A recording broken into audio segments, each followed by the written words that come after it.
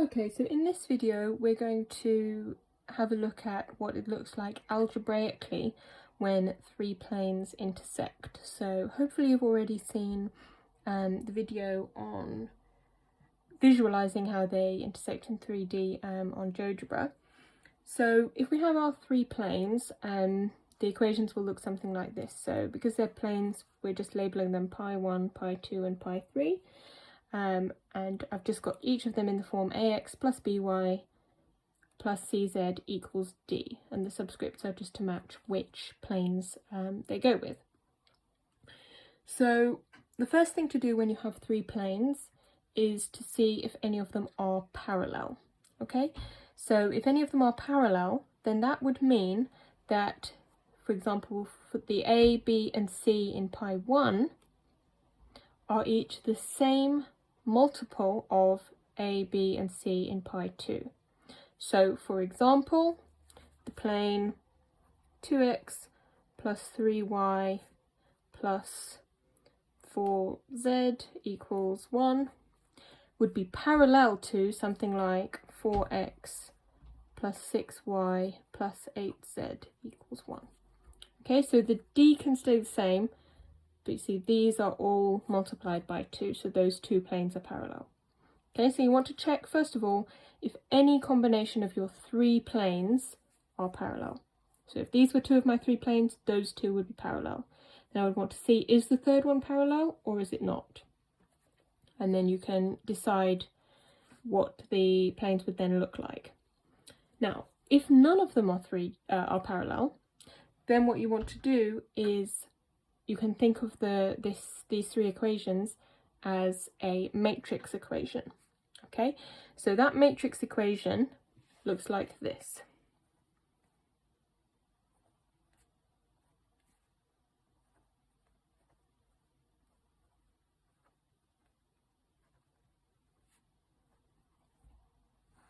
Okay, so the matrix of just all the coefficients, then multiplied by x, y, z matrix equals this matrix. Okay, now we can use this then to try and solve these simultaneous equations. So if these three planes all intersect at one single point, then that means that these simultaneous equations have one solution.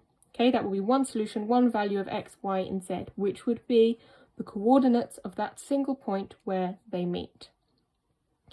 Now, for that to be true, what we need to do to solve this matrix equation is we would need to multiply this d1, d2, d3 matrix by the inverse of this matrix. Okay, for that to happen, we need that matrix to have an inverse. Okay, so if it has an inverse, it is non-singular. That means its determinant is not 0. Okay, so if we say that is matrix M, then if the determinant of M does not equal 0, then there is a unique solution. And if that's the case, what we can do is we can multiply both sides by the inverse of this. Okay, so that would leave us with x, y, z on this side, because the inverse multiplied by the matrix just gives you the identity matrix, and then you would have the inverse of M times d1, d2, d3. Okay, and if you perform that matrix multiplication, you would end up with a matrix like this, x, y, z, which would be your three values, your coordinates of the point of intersection. Okay, it's important to remember the order, so it does need to go at the front. Matrix multiplication, remember, is not commutative. It won't work if you put it the other side. Okay, now that's the easy one, right? If the determinant of M is not 0, then we just do this simple multiplication, which you can often do on your calculator, and you're away. Now, what if the determinant does equal 0? that means there is no unique solution. So we won't be able to do this, we'll have to do something else.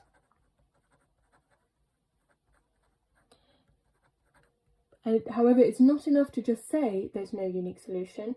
We actually have to give more detail than that. So the possibilities for no unique solution, assuming already that we've checked none of them are parallel, if none are parallel and the determinant of m is 0, then the possibilities remaining to us are that the three planes form a sheaf,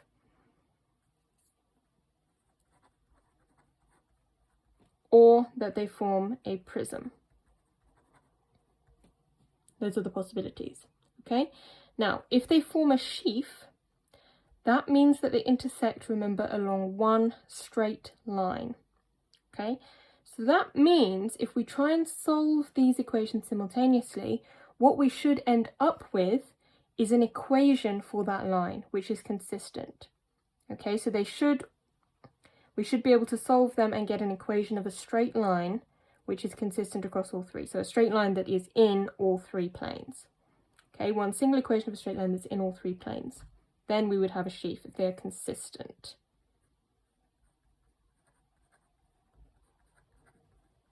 Okay, we're going to do some numerical examples of all of these, which will make it clearer as well. If it's a prism, that means that all three planes do not intersect at all with each other. So in a sheaf, they will intersect on infinite points along a straight line. On a prism, they never intersect. So that means we will end up with inconsistent equations. There is nothing which all these three planes have in common. Okay, so that should end up with something inconsistent. Okay, inconsistent doesn't mean wrong. It just means that those three planes can't be solved simultaneously. There's no place where they are all the same. Okay, so to look at this further, let's do an example. So if we have these three planes that I'm going to write down here, so we've got x plus 3y minus 2z equals 7, and that's our first plane. Our next one is 2x minus 2y plus z equals 3, and we'll have 3x plus y minus z equals k. Okay, I'll leave that as k because, as you'll see, we'll actually have more than one different possibility. So as always, the first thing to do is to see, are any of these parallel? Well, these two can't be because look, that one's multiplied by 2, that one's multiplied, well, definitely not by 2, so that one doesn't work. These two can't be parallel because you see here we multiply by minus 2, again different there, and these two can't be parallel either. That's multiplying by 3 and that's dividing by 3, so they're not the same. Okay, so none of them are parallel, that's the first thing, good to know. The next thing we want to do is look at the matrix. So the matrix that we would have here, made out of all the coefficients, would be 1, 2, 3, and 3, minus 2, 1, and minus 2, 1, minus 1. So what we want to do is try and find the inverse of that. Okay, so you can, because this is all numerical, you could use a calculator for this, or you could also do it by hand, as you have recently learned how to do. Now, this video isn't really about that, so I'm just going to say that the determinant of this is 0, in fact. Okay, so I would encourage you to check that by hand just to practice that method. But so the determinant is 0, so that means we won't be able to just do some multiplying here. That's not going to work. What we need to do is try and solve them algebraically and work out which one of these two we have. Do we have a sheaf or do we have a prism? Okay, and that's actually going to depend on what the value of k is. So what we can do is we can start solving these three. So let's label them 1, 2, and 3 to make things clearer. And what we want to do is, we've got 3 unknowns. We want to eliminate one of the unknowns. So I think that the easiest thing to eliminate here is z. So we can see very easily we could add 2 and 3, and that would give us an equation without z. So let's start with that. Let's add 2 and 3 together. 2x plus 3x is 5x. Minus 2y plus y is minus y. Z minus z, 0, what we wanted. and then we get 3 plus k. Okay, so that's one of our equations without z. Now we want to pick a different pair and eliminate z. So let's look at 1 and 2. So we will be able to eliminate z here if we multiplied 2 by 2, equation 2 by the number 2, and then added it to equation 1. Okay, so here we would have 4x plus x gives us 5x. Here we would have minus 4y plus 3y gives us minus y. 2z minus 2z gives us 0. Then 6 plus 7 gives us 13. And we now have two equations in just x and y. Now we can see here on this side we've got 5x minus y, and here we've got 5x minus y. So they're the same on the left-hand side. So for them to be consistent, they need to be the same on the right-hand side as well. So they would be consistent if k equals 10. So if k equaled 10, then they would be consistent. We would have an intersection of all three planes along the line with equation 5x minus y equals 13. Okay, all three planes would intersect along that line. That's an infinite number of intersection points. All of the points along this line are points of intersection of the three planes. Okay, so that's a sheaf. If k equals 10. If k does not equal 10, so in any other situation, if k is any other number, if k is 1, 2, 7.5, anything, then they would be inconsistent because they're the same on the left-hand side, but they would be different on the right-hand side.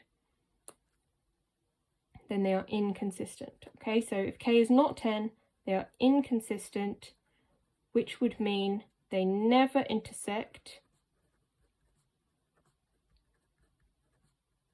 which means it is a triangular prism. Okay.